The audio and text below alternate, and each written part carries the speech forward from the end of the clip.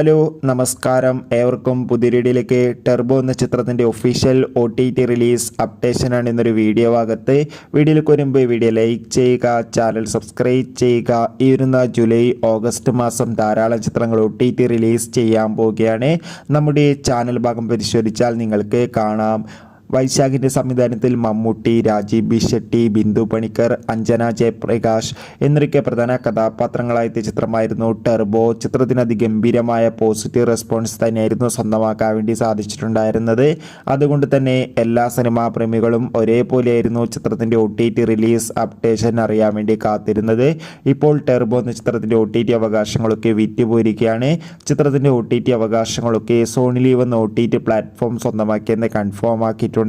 ഏവരുമേറെ ആകാംക്ഷയോടെയാണ് OTT റിലീസിനായി കാത്തിരുന്നത്. ചിത്രം August 9 ആയിരിക്കും OTT റിലീസ് ചെയ്യുക. എന്തായാലും കാത്തിരിക്കാം ചിത്രത്തിൻ്റെ OTT റിലീസിനായി. ബൈ.